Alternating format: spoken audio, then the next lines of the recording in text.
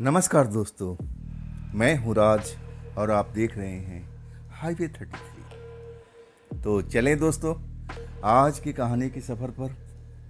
तांत्रिक मैडम। आज की कहानी तांत्रिक मैडम की है। एपिसोड 53। पिछले भी एपिसोड में आपने अब सब कुछ समझ गया होगा कि आगे अब पीछे क्या हुआ था। आशीष जो है ना, अब अपना फार्म हाउस में है। जेसिका और तांत्रिक मैडम जी अब किसी काम के सिलसिले से अब बाहर गई हुई है और उस घर में आशीष अकेला नहीं है। एक ऐसी लड़की भी है जो एक प्रेतात्मा है। पिछले एपिसोड में आपने जरूर उसका नाम जाना होगा। प्रेतात्मा के नाम से अब वो फेमस है, लेकिन उसका असली नाम प्रेतात्मा नहीं, वो एक तांत्रिक थी। किसी कारणवश से उसका अब देहांत हो चुका था। अब इसके बाद वो आत्मा बन चुकी थी। वो शक्ति पाना चाहती थी, जिस शक्ति को मैडम जी ढूंढ रही थी। उसको भी इस बात की जानकारी थी कि शक्ति अगर हमें मिल जाता है तो मैं अपने लिए एक नया शरीर अब इंतजाम कर सकती हूँ। इसीलिए वो आशीष के साथ में लगी हुई थी। आज आशीष को कुछ पट्टी पढ़ा रही थी। तो चलिए, उसका नाम तो मैं बताया नहीं। उसका नाम असल में था सुनीता, जो एक प्रेतात्मा लड़की बन चुकी थी। आशीष अपने कमरे में थे। तांत्रिक मैडम जी और जेसिका वही चाबी यानी कुंजी के छानबीन के लिए कहीं अब लोग बाहर गए हुए थे। कितना वक्त लगेगा, कितना टाइम लगेगा, कुछ कहा नहीं जा सकता था। और हमेशा अक्सर होता था, तांत्रिक मैडम अब आशीष को घर पे ही छोड़ देती थी कि भाई, घर की जिम्मेवारी अब तुम्हारी है, हम जा रहे हैं और लौटेंगे। लेकिन पक्का टाइम भी नहीं बताती थी कि कब आएगी, रात को आएगी, कल आएगी। बस बता देती थी कि हम जल्दी आ जाएंगे, टाइम लग सकता है इस काम में जो हमने काम अब आगे बढ़ाया हुआ है। और समझते भी थे आशीष, ये बच्चों का खेल तो है नहीं, उस शक्ति को पाना। उसके लिए तांत्रिक मैडम कितनी परेशानी में झेल रही हैं, ना जाने कहाँ कहाँ जाना पड़ता है। और उस जगह पर तो हम लोग खतरे से भरे होते हैं। कब खतरा किधर से आएगा और हम लोग के साथ में क्या हो जाएगा, कुछ कहा नहीं जा सकता था। यही सब बातें अपने मन में सोचते हुए अब अपने बेडरूम में ही थे। उनको लगा कि अब जो प्रेतात्मा लड़की थी तांत्रिक मैडम के साथ गई होगी, लेकिन वो गई हुई नहीं थी। तांत्रिक मैडम उसको लेकर नहीं गई थी, इसी फार्म हाउस में छोड़ दिया था। वो भाग तो सकती नहीं थी, क्योंकि उसकी शक्ति तांत्रिक मैडम ने अब एक तरह से शून्य कर दिया था। मतलब उस घेरे से, उस फार्म हाउस से वो बाहर बिल्कुल जा नहीं सकती थी। वो अपनी शक्ति का उपयोग कर सकती थी, लेकिन सिर्फ उसी घेरे के अंदर में। उस घेरे के जाने का मतलब उसके साथ कुछ बुरा भी हो सकता था। तो आशीष बड़ा बेफिक्र थे कि चलो, आज तो कोई है नहीं, खाना पीना खा करके आराम से चैन का नींद लेते हैं। कब कहाँ पर जाना होगा अब कुछ कहा नहीं जा सकता है। कम से कम चैन की नींद तो ले लें। अपने परिवार के बारे में अब यही सब सोचते रहते हैं। उनके माता पिता अब टाइम टाइम पर तो पैसा अब उनका दोस्त, जो मजाकिया दोस्त है, आकर के ले जाता है। और कभी कभी अपने माता पिता के पास वो भी जाते हैं, मिल के आते हैं। लेकिन अभी 1 महीने से उनको जाना संभव नहीं हुआ था। और इस बीच में उनका मजाकिया दोस्त भी आ चुका था और उसको जो भी खर्चे का पैसे वैसे थे सब उसको दे दिए थे। निश्चित होकर के अपना आराम कर रहे थे। कब नींद आ गई अब कुछ पता ही नहीं चलता है। अगले पल उनको एहसास होता है कि कोई उनके शरीर के साथ में खेलने की कोशिश कर रहा है। और तब उनकी आँख खुल जाती है। वही प्रेतात्मा लड़की अब मुस्कुराता हुआ चेहरा उसको नजर आता है, अपनी असली रूप में है। उसका भी रूप कोई कम नहीं था। तांत्रिक मैडम से वो भी बहुत सुंदर थी, स्मार्ट चेहरा था देखने में। तब आशीष कहे कि तुम मैडम के साथ में नहीं गई, मैडम को अकेले छोड़ दिया। तब वो लड़की कहती है कि हाँ, मुझे तो मैडम ले ही के नहीं गई, मैं तो कई बार बोली कि आप मुझे भी ले चलिए। तब मैडम कहने लगी कि नहीं, तुम आशीष के साथ में रहो, अब मैं अकेले बोर हो चुकी हूँ और आप अपने कमरे में घोड़े बेच के सो रहे हो, तो मैं किससे बात करूं। अब आशीष उस लड़की को देखते हैं और कहते हैं कि ठीक है, इतना बड़ा घर है, कहीं पर भी तुम जाके आराम करो, लेकिन मुझे सोने दो, मुझे नींद आ रही है, मुझे तंग मत करना। लड़की जो है ना आसानी से पीछा छोड़ने वाली नहीं है। और वो कहती है कि आप मुझे प्रेतात्मा लड़की कह के बिल्कुल मत बुलाना। मेरा असली नाम है सुनीता। मैं आपको अभी जानकारी दे देती हूँ। मुझे मेरे नाम से ही पुकारा जाए। मुझे अपने नाम सुनकर के अच्छा लगता है। प्रेतात्मा तो मैं बन चुकी हूँ ना। बार बार मुझे क्यों आप लोग एहसास दिलाते हैं कि मैं एक आत्मा हूँ। मैं अपने आप को आत्मा घोषित करना नहीं चाहती। अभी वो वक्त मेरे पास में ज़रूर आएगा जब मैं अपने शरीर के पास रुकूंगी और फिर अपने वही रूप में आ जाऊंगी। आशीष उसकी बात सुनकर के मुस्कुरा रहे थे। हाँ, कह रहे थे कि ठीक है, अच्छी बात है। अगर मैडम ने चाहा तो ये काम, तुम्हारा सपना जरूर पूरा होगा, लेकिन मुझे अभी सोने तो दो। वो लड़की जो सुनीता प्रेतात्मा थी आशीष के पास बैठ जाती है और उनकी आंखों में झांकते हुए कहती है कि आशीष, आपको कितने साल हो गया शादी को? तांत्रिक मैडम से ये सवाल बड़ा अटपटा था। ये पूछने का अब उसका कोई हक नहीं था, लेकिन आंखों में झांकते हुए आशीष को जब पूछने लगती है ना, आशीष का दिमाग कुछ शून्य होने लगता है, जैसे हिप्नोटाइज कर रही हो, अपने तंत्र मंत्र का प्रयोग कर रही हो। आशीष उसका हर एक सवाल का जवाब देने लगते हैं जो वो देना नहीं चाहते थे। फटाफट फटाफट सब कुछ बताना शुरू कर देते हैं और तब कहती है कि देखो, आपको इतने साल शादी का हो गया, आप पति की तरह नहीं नौकर की तरह रहते हैं। आशीष अभी भी उसके बस में थे। हिप्नोटाइज कर रखा था, अब उसकी बुद्धि को हरण कर रखा था। बस आशीष को जो समझा रही थी और उनके दिमाग में वो बैठता जा रहा था। आशीष को लड़की बता रही थी, सुनीता, कि देखो, आप पति कम नौकर ज़्यादा लगते हो। घर का सारा काम आप निपटाते हो। बाहर में जाना होता है तो कैंप टाइम जितना सामान आपको दिया जाता है, नौकर की तरह मैडम आपको ट्रीट करती है। ऐसा तो नहीं होना चाहिए। आप याद करो कि कौन सी रात में आप तांत्रिक मैडम के साथ अब रात बिताई थी। मुझे ज़रा बताना आप। वाकई में मौका ही नहीं मिलता था आशीष को। और उनके साथ जो जेसिका थी वो हमेशा कमरा शेयर करके रहती थी, मतलब वो अकेली होती ही नहीं थी। और आशीष अपने कमरे में अब मैडम की याद में तड़पते रहते थे। मैडम अपने काम में अब एक तरह से बिजी रहती थी, अभी से इनमें ध्यान भी नहीं देती थी। लेकिन वो जो सुनीता थी ना, आशीष का दिमाग फिराने में अब लग चुकी थी। उनके मन में जहर भरना शुरू कर दिया था कि देखो आशीष, तुम्हारा ये काम नहीं है। तुम एक राजा की तरह रहना चाहिए। तुम एक प्रिंस की तरह तुम्हारी अब शक्ल सूरत लगती है और तुम्हें तो ऐसा ही रहना चाहिए, एक राजकुमार की तरह। और तुम तो इस घर में नौकर बन चुके हो, एक गुलाम की तरह रहती हो। तुम्हारा कोई अपना इस घर पर अधिकार नहीं है। अपने मन से तुम कोई भी एक बड़ा सा काम नहीं कर सकते। तो ऐसी जिंदगी का फायदा क्या है? आशीष को पट्टी पढ़ा रही थी, अपने सांचे में धीरे धीरे ढालने की कोशिश कर रही थी कि देखो आशीष, मैं तुम्हें अब राज की बात बता रही हूँ। ये तुम्हें इस्तेमाल कर रही है और जब इसका काम खत्म हो जाएगा ना, अपनी जिंदगी से तुम्हें निकाल करके बाहर फेंक देगी।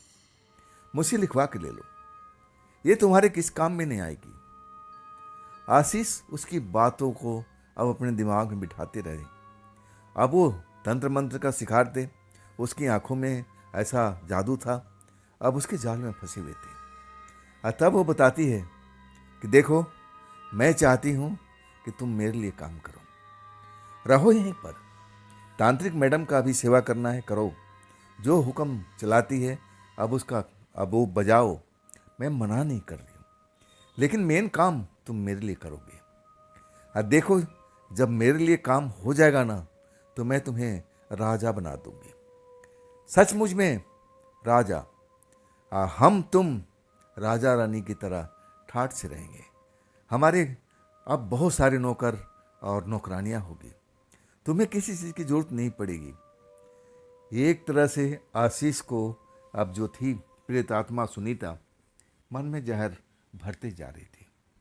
जहर उनके दिमाग में बैठता जा रहा था और आखिरकार अब उनको उस सांचे में ढालने में सफल भी हो जाती है। कहती है कि जिस तरह से मैं कह रही हूँ और उसी हिसाब से काम करते जाओ। अब मैडम को जरा भी जाहिर नहीं होना चाहिए कि तुम मेरे लिए अब काम करोगे और तुम्हारे मन में मैंने ये सब जहर भरा है, बिल्कुल पता नहीं होना चाहिए। आशीष जो है ना, हाँ में सर हिलाते हैं, जैसे अब उस लड़की का गुलाम बन चुके हैं। लड़की उसी बिस्तर पर एक तरह से अब आशीष की पत्नी का रूप अब बन जाती है, मतलब पत्नी का स्थान ग्रहण कर लेती है और कहती है कि कल से क्यों, हम आज से पत्नी पत्नी की तरह रहेंगे। तू मेरे पति और मैं तुम्हारी पत्नी। अपने सांचे में ढाल करके और ऐसा कर देती है कि आशीष उस जाल से निकल नहीं पाते और पूरी रात अब वो आशीष के साथ उसी कमरे में बिताती है। सारा काम अब आशीष कर रहे हैं। सुबह उठने के बाद में जैसे लग रहा है आदेश तो ये दे रही है, लेकिन आशीष को लग रहा है कि नहीं, मुझे तो कुछ हुआ ही नहीं है, मैं तो बिल्कुल नॉर्मल हूँ। ऐसा लगता ही नहीं उनके साथ में कि मेरे ऊपर में कोई जादू का असर है। जो डेली काम करते थे और वैसे ही काम करते जा रहे हैं। और इसी बीच तांत्रिक मैडम की गाड़ी आती है, भाग के जाते हैं। तांत्रिक मैडम आशीष को पहचान नहीं पाती है कि उनमें कोई बदलाव आ चुका है। जेसिका भी आती है और इसके बाद वो लोग जल्दी में रहते हैं। जल्दी में कहती है कि देखो आशीष, जितनी जल्दी सामान पैक करना है वो पैक कर लो, हमें उस जगह का पता चल चुका है। और देखो कल पूर्णवासी की रात है और सही वक्त है, पूर्णवासी की रात को हमें उस जगह पहुंच जाना है। हर हालत में लंबा सफ़र है, अगर हम अभी से निकलेंगे तभी हम पहुंच पाएंगे। आशीष हर एक बात को मानते हैं, सामान पैक करते हैं, गाड़ी में रखते हैं और इसके बाद सफ़र चलने लगता है। आज जरा भी भनक नहीं पड़ती है मैडम को या जेसिका को कि वो प्रेतात्मा लड़की जो अपने आप को सुनीता बताती थी, आशीष पर अपना कब्जा अब जमा चुकी है। किसी को संदेह नहीं होता, लेकिन थोड़ा शांत रहते हैं। तो जेसिका कहती है कि आशीष, आज बड़े शांत दिख रहे हो, बात क्या है? कोई सवाल ना कोई जवाब। हम लोग कहाँ से आए हैं, हमने क्या पाया, अब कहाँ जा रहे हैं, कोई सवाल ही नहीं पूछ रहे हो। यही बात नोटिस अब तांत्रिक मैडम भी करती है, लेकिन ड्राइव कर रही थी, इसलिए सवाल जवाब ज़्यादा नहीं करती है। जेसिका कहती है कि रहने दो ना, आराम से अभी आराम करने दो, सफ़र लंबा है, चलो बातचीत तो होती रहेगी। सफ़र जारी रहता है, रात भर सफ़र चलता है और फिर दिन का भी सफ़र चलता है। तब तक तांत्रिक मैडम बिल्कुल पहचान नहीं पाती कि वो प्रेतात्मा अब आशीष पर अपना कब्जा जमा चुकी है। और आशीष भी बड़ा शांत थे, तांत्रिक मैडम का हर एक बात को जवाब भी देते थे। वो कहती थी कि ये काम करना है तो हाँ करते थे, मतलब बातचीत करते हुए जरा भी कोई बदलाव नज़र नहीं आ रहा था। रात हो चुकी थी और तब जेसिका कहती है कि मैडम, वो प्रेतात्मा लड़की आपने ले लिया है कि वो फार्म हाउस में है? तब मैडम मुस्कुरा के कहती, वो तो आशीष के बगल में बैठी हुई है, उसको कैसे भला छोड़ सकते हैं, वो तो हमारे बहुत काम में आने वाली है। हंसते हुए कहती है। जेसिका शांत हो जाती है। तब उसको शायद जलन महसूस होता है कि काश मैं पीछे बैठी रहती आशीष के बगल में। अब वो प्रेतात्मा लड़की अब आशीष के बगल में बैठी हुई है, एक जलन सा होता है उसको। गाड़ी चलने लगती है, रात हो जाती है। एक ऐसे स्थान पर पहुंच जाते हैं जो वहां पर जा कर के अब जो रोड था ना, अब एकदम कच्चे पक्के अब रास्ते में बदल चुका था। चांदनी रात थी, अब एक तरह से बड़ा सा चांद दिखाई दे रहा था, हर तरफ चांद का उजाला फैला हुआ था। अब ऐसे वो जंगल में आ चुके थे, घना तो नहीं था, छिटपुट कहीं पर बड़े बड़े पेड़, कहीं छोटे पेड़ और कुछ छोटी छोटी पहाड़ियाँ से भरा हुआ जगह दिख रहा था। अगर चांद की रोशनी नहीं रहती ना तो वो नज़ारा देखने को नहीं मिलता। बड़ा ही अच्छा नज़ारा था चांद की रोशनी में देख करके। अब एक तरह से अब तांत्रिक मैडम भी खुश नज़र आ रही थी, जेसिका को अच्छा लग रहा था, लेकिन आशीष बड़ा शांत थे। तब जेसिका कहती है कि आशीष, क्या तुम शांत रहने को ठान चुके हो? अरे कुछ हंसो बोलो, हम लोग एक काम पर निकल रहे हैं, आगे ना जाने क्या होगा, कम से कम तुम मुस्कुरा के तो बोल दो कि मैं ठीक हूँ, तुम कैसी हो, जो हमेशा पूछते थे। आज तो तुम्हारा मुंह जैसा सिला हुआ है, तुम कुछ बोल ही नहीं रहे हो। और तब तांत्रिक मैडम कहती है कि शायद आशीष का तबीयत सही नहीं लग रहा है। हाँ ना आशीष? आशीष कहते कि नहीं मैडम, मैं तो बिल्कुल ठीक हूँ। और तब तांत्रिक मैडम ध्यान नहीं देती है, आगे बढ़ने लगती है। अब उसके पास में एक डायरी है और उसमें कुछ नक्शे जैसे बने हुए हैं। वो देखने की कोशिश करती है, कुछ उपकरण है, उसके पास एक दूरबीन है और उस दूरबीन की सहायता से आसपास के नज़ारों को देख रही है। वो पेड़ों की देख रही है। जेसिका अब तो लगातार आशीष को छेड़ रही थी, लेकिन आशीष जो है ना बिल्कुल शांत थे। जेसिका किसी बात को बुरा नहीं मान रही थी। आइए बदलाव देख करके जेसिका थोड़ा अब सहमी हुई थी। मन में एक अजीब तरह सा डर कि जेसिका सोच रही थी कि आशीष को जरा छेड़ने पर उनको गुस्सा आ जाता था। तांत्रिक मैडम को बोलते थे कि आप इसको समझा दीजिए, लेकिन ऐसा क्या हो गया है आशीष को कि मेरी बात को बुरा नहीं मान रहे। कई बार छेड़ती है और आशीष मुस्कुरा के रह जाती है। बदलाव तो साफ नजर आता है। और तब तक तांत्रिक मैडम कहती है कि देखो, हमने उस जगह को पा लिया है, लेकिन अब पैदल चलना पड़ेगा, आगे गाड़ी जा नहीं पाएगी। अब आशीष सारा सामान उठा लो और अपने अपने टॉर्च वगैरह सब कुछ अब अपने साथ में रख लो। काम की चीज़ें जो मैंने बताया है और उसको लेके चलना है। अभी हमें दूरी पैदल तय करनी पड़ेगी, थोड़ा दूर जाना है, तो पूरी तैयारी हो जाओ और देर नहीं करते हैं। ये काम 12 बजे से पहले हमें उस जगह पर पहुंच जाना है, नहीं तो फिर हमें इंतज़ार करना पड़ेगा कई महीनों का। ये शुभ समय है और शुभ समय में हमें उस जगह पर पहुंचना है। तांत्रिक मैडम सबको अब बता रही है और आशीष भी तैयार हैं सारे सामान लेकर के, और जेसिका भी अपने सामान ले चली है। टॉर्च की रोशनी जल रही है, लेकिन चांद की रोशनी भरपूर है। लगता ही नहीं कि वहाँ पर अब टॉर्च की सहायता की जरूरत पड़ेगी। चलते जाते हैं और वहाँ एक जगह पर जाकर रुक जाते हैं, जहाँ पर कई पेड़ जो कम ऊंचाई के थे, लेकिन देखने में अब उनमें ज़्यादा पत्ते दिखाई नहीं दे रहे थे, सूखे सूखे से लग रहे थे। अब जेसिका उनको देखती है। बड़ा अजीब ढंग का पेड़ थे वो, देखने में लग रहा है कि पत्ते तो हैं नहीं, सूखे हुए हैं, और वो कम से कम 10-15 एक लाइन में लगे हुए थे, जैसे किसी ने उनको अब एक एक करके सुझो करके लगाया हुआ है। ऐसा लग रहा था कि कोई बागवानी किया है, तभी ये सुंदर डिजाइन इनका बन पाया। बिल्कुल चांद का आकार में उनका घेरा था और वैसे ही बनाया गया था। वहाँ पहुँच करके तांत्रिक मैडम अपने सामान रखती है। कहती है जेसिका से, आशीष से कि आशीष, जेसिका, हम इस जगह पर पहुँच गए हैं, अब तुम लोग को क्या करना है अब तुम्हें मालूम है ना? आशीष कहते हैं कि हाँ मैडम, हमें सब पता है। जेसिका कहती है कि हाँ मैडम, हमें सब पता है, आप घेरा बना दीजिए, हम उस घेरे में चले जाते हैं। अब फिर तांत्रिक मैडम घेरा बनाती हैं और दोनों को उसमें पहुंचा देती है कि जब तक मैं ना बोलूं आप लोग इस घेरे से बाहर ना निकलेंगे। ये जगह जो है ना देखने में अभी शांत लग रही है, लेकिन जब हम अनुष्ठान करेंगे ना, उस चाबी को पाने की कोशिश करेंगे, ये जगह एक नर्क का समान बन जाएगा। जो मैंने अब सुना है इस बारे में, अभी ये जगह बड़ा देखने में अच्छा लग रहा है। चांद की रोशनी में देखो कितना सुंदर जगह है, कोई हलचल नहीं है, कोई डर नहीं लग रहा है। लेकिन मैं जानती हूँ जब मैं अनुष्ठान शुरू करूँगी ना, ये जगह पर भयानक भयानक चीज़ देखने को मिलेंगे। तुम लोग इस घेरे से बाहर मत निकलना। अब फिर प्रेतात्मा लड़की को यानी सुनीता को अब आवाज़ देती है कि तुम मेरे पास में आओ, अब मुझे एक एक पल का मेरे कान में खबर देते रहना।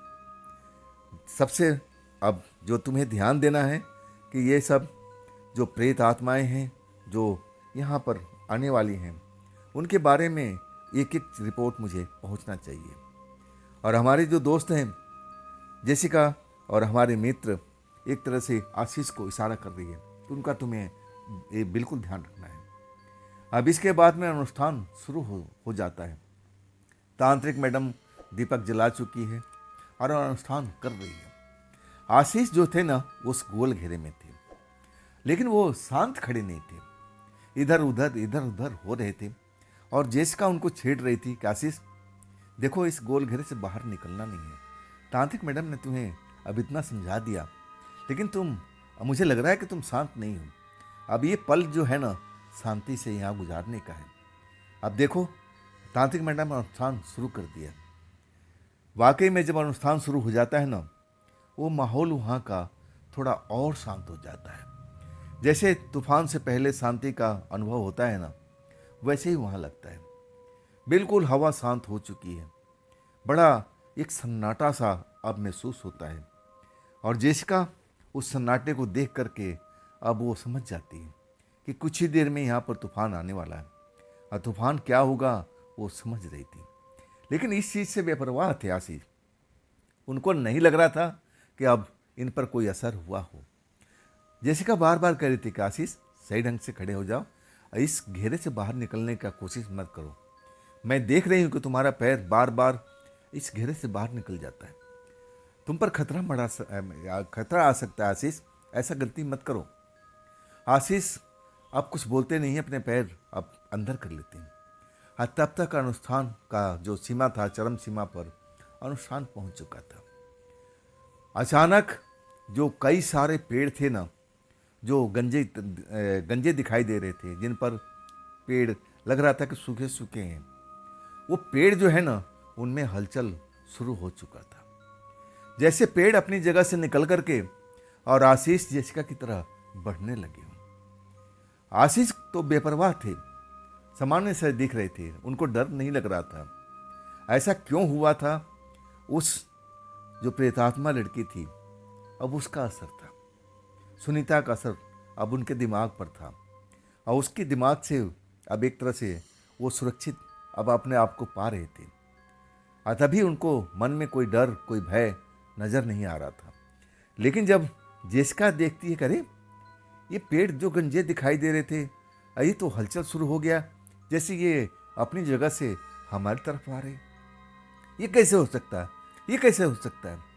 आशीष कहते कि आशीष जरा देखना पेड़ को, ये तो पेड़ कुछ देर पहले खड़े दिखाई दे रहे थे, और देखो एक तरफ से लाइन से चलते हुए हमारी तरफ आ रहे। ये पेड़ है, शैतान है। जेसिका एकदम डर जाती है, चिल्लाने की कोशिश करती है, लेकिन मालूम है कि मैडम जी का अनुष्ठान चल रहा है, चिल्लाना ठीक नहीं है। आशीष को कहते कि आशीष देखो देखो, अरे देखो। लेकिन आशीष एकदम बेपरवाह है, जैसे इस बातों का कोई असर नहीं पड़ा। और तब समझ जाती जेसिका कि आशीष अपने आप में नहीं है, जरूर इनके साथ में कुछ ना कुछ हुआ है। अब कैसे हुआ है ये तो मैडम बता सकेगी। और तब तक वो शैतानी पेड़ जो कई सारे थे, लेकिन कुछ पेड़ जो वहाँ से चल करके और उस घेरे तक पहुँच गए थे, और जहाँ पर जेसिका और आशीष घेरे के अंदर थे, वो सारे पेड़ गोल घेरे के बाहर आके खड़े हो जाते हैं। ये सब देख करके आशीष पर कोई फर्क नहीं पड़ रहा है, समान सा दिख रहे हैं। लेकिन जेसिका डर जाती है, सीखने का मन करता है, लेकिन जानती है कि अनुष्ठान पूरा नहीं हुआ है।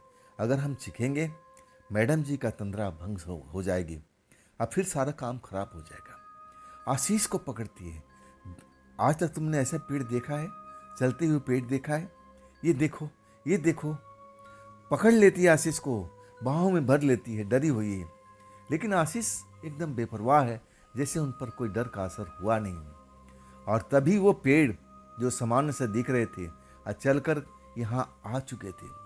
अचानक उनमें हलचल होने लगी, और उनमें से ऐसा लगा कि दो दो हाथ अब बाहर निकल रहे हैं। एक भयानक चेहरा अब नजर भी आ रहा था, जैसे पेड़ न होकर के वो शैतान हो।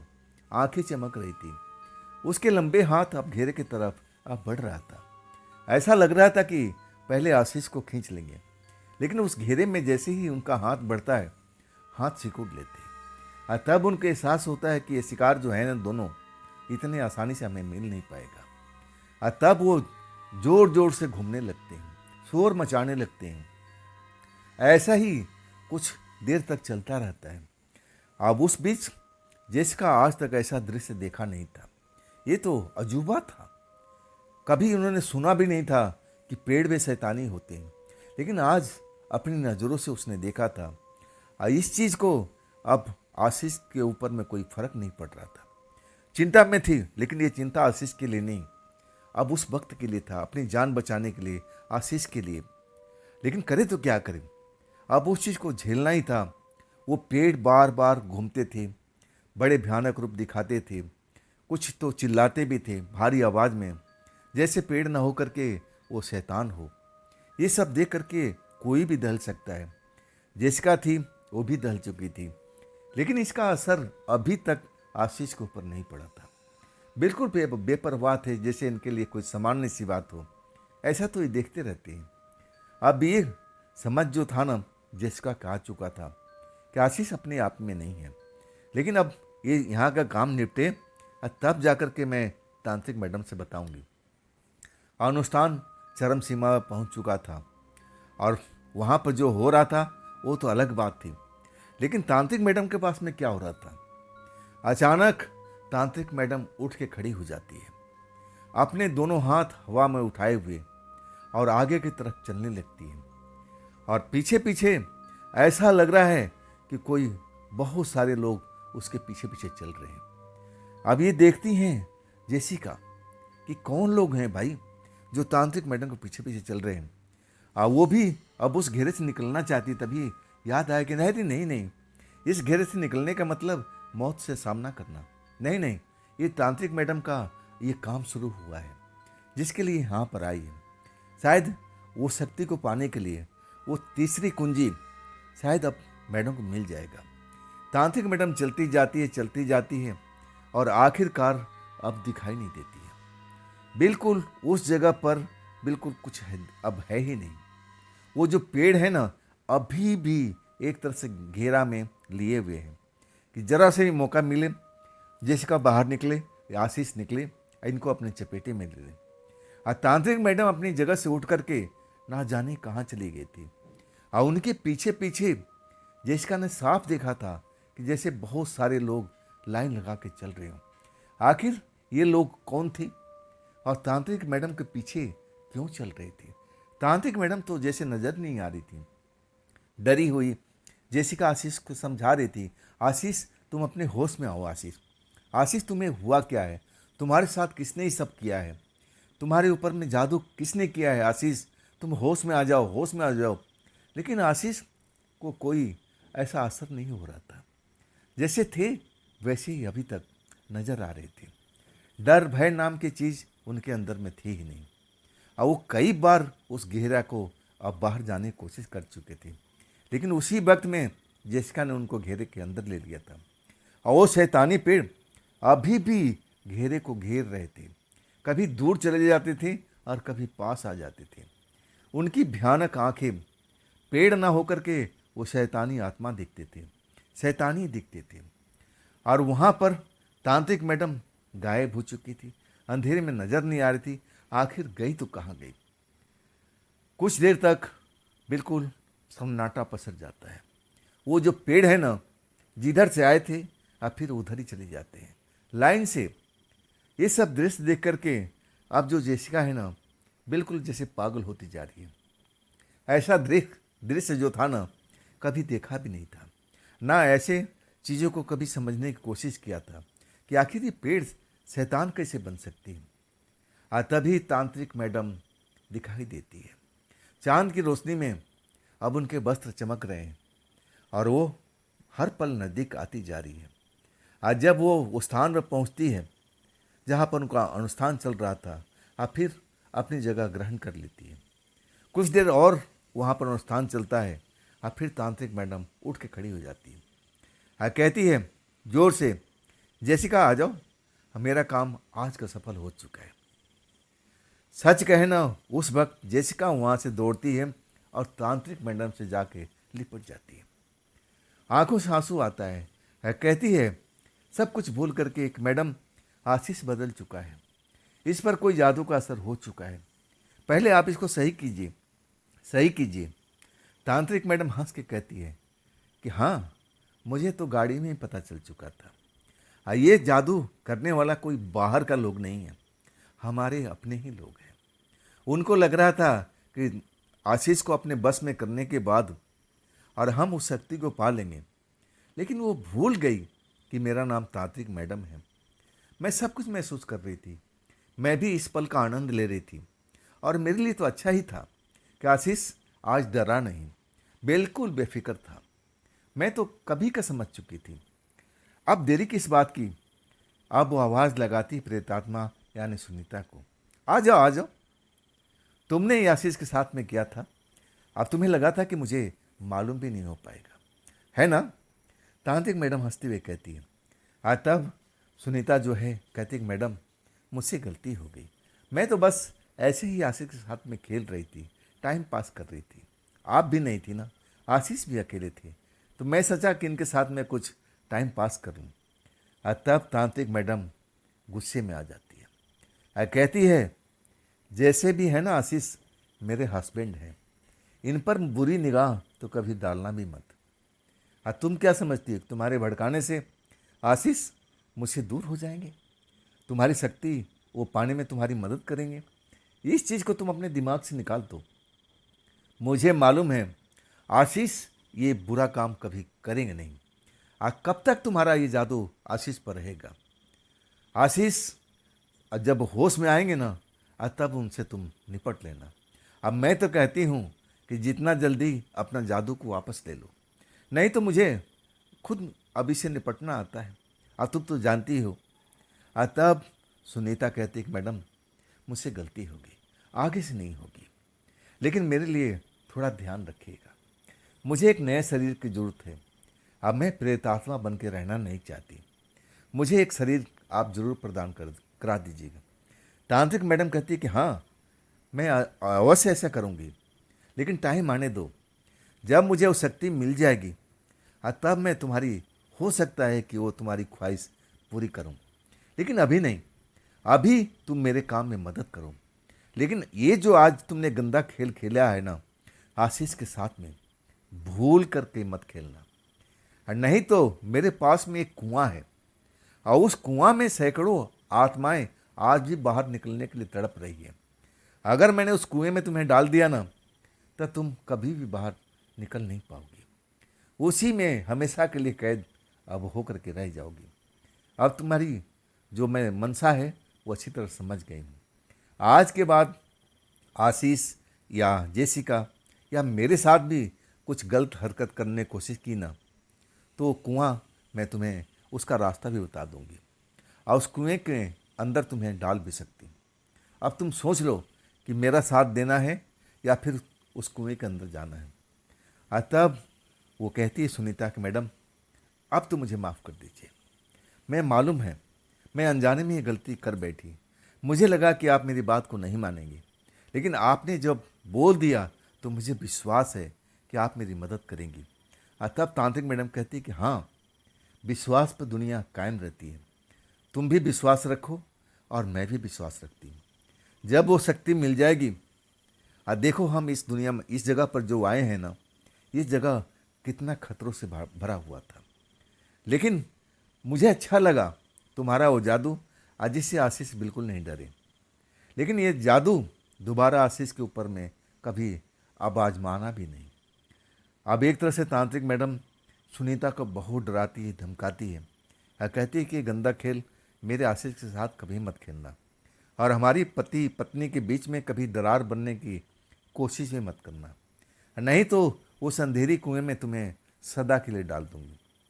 अब इसके बाद वो लोग लौट जाते हैं, गाड़ी में जाते हैं। तब जैसिका कहती है कि हाँ मैडम, वो कुंजी मिल गई, चाबी मिल गई। तब कहती है कि हाँ, कहाँ है चाबी, आपने दिखाया नहीं। तब तांत्रिक मैडम कहती है कि शायद तुमने देखा होगा ना, जब मैं अब उस जगह से अपने अनुष्ठान से उठ के चली थी, तो मेरे पीछे कई लोग, जैसे पूरी फौज जा रही थी मेरे पीछे पीछे। तुमने देखा था वो दृश्य? तब तांत्रिक वो जेसिका मैडम कहती कि हाँ, मैंने देखा था मैडम, मैं तो डर गई थी। तब वो कहने लगी तांत्रिक मैडम, अब उनमें से जो अगला जो मनुष्य तुम्हें चलता हुआ मेरे पीछे पीछे दिखा था, वही तो कुंजी था। मुझे उस जगह पर ले गया जहाँ पर वो कुंजी थी। अब हैरानी से आशीष भी अपने होश में आ चुके थे, और ये जो घटना है, अब इसको एक तरह से भूल चुके थे कि उनके साथ में क्या हुआ था। बस वहीं से याद था जहाँ से उन्होंने शुरुआत किया था। वो भी हैरानी से थे। समझ में नहीं आ रहा था कि आखिर मैं यहाँ पर कैसे आ गया, मुझे कुछ होश क्यों नहीं है। अब ये बात की बात है, लेकिन उस टाइम जेसिका कहती कि मैडम वो कुंजी कहाँ है, कुंजी तो दिखा दीजिए। तब मैडम कहती है ये देखो मेरा हाथ, इस हाथ पर कुंजी मेरे पास में आ चुका है। वाकई में कुछ ऐसे लाल से निशान जैसे कोई फूल छोटा सा बना हुआ है। जो जेसिका थी कहती है मैडम ये निशान आपके हाथ पर कैसे आया, क्या ये सदा के लिए रह जाएगा। तब मैडम कहती कि नहीं, जब हम चौथी जगह पर जाएंगे ना तो जो ये तुम्हें फूल दिखाई दे रहा है ना, एक्चुअल में ये चाबी है। ये चाबी मेरे हाथों से चल करके उस चाबी का रास्ता बताएगी और तब मुझे उस चाबी को पाने में मदद मिलेगी। ये जो बातें थी ना, आशीष को पल्ले नहीं पड़ रही थी। उनको तो लग रहा था कि जैसे मैं सोते सोते अचानक जाग गया हूँ। मेरे साथ में ऐसा क्या हुआ, मुझे सफ़र का याद नहीं है कि मैं कब सफ़र में बैठा था। अब पूछने लगते हैं मैडम जी मुझे कुछ याद क्यों नहीं आ रहा है कि मेरे साथ में क्या हुआ है।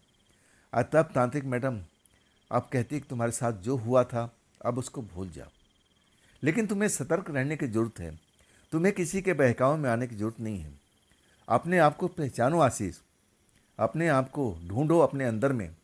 और तुम सोचो तुम एक तांत्रिक मैडम की पति हो। अपने आप को अब बिल्कुल उसी अवस्था में रखो। गलत सही को पहचान करना तुम्हें आना चाहिए। और इसके बाद गाड़ी चल पड़ती है। तो दोस्तों ये थी आज की कहानी तांत्रिक मैडम जी की। अगर आपको ये कहानी अच्छी लगी है तो लाइक सब्सक्राइब तो ज़रूर कीजिएगा, अगर आपने नहीं किया है तो। और हाइप का बटन जो आपको दिखाई दे रहा है ना, इसको भी आप ऑन कर दीजिएगा, मतलब दबा दीजिएगा। और फिर इसका ये जो अगला एपिसोड है मैं जल्दी अब ले करके आऊँगा। तो दोस्तों तो फिर हम मिलते हैं ना कल की रात एक नई घटना एक नई कहानी के साथ में। आप लोग अपना ख्याल रखिएगा। नमस्कार।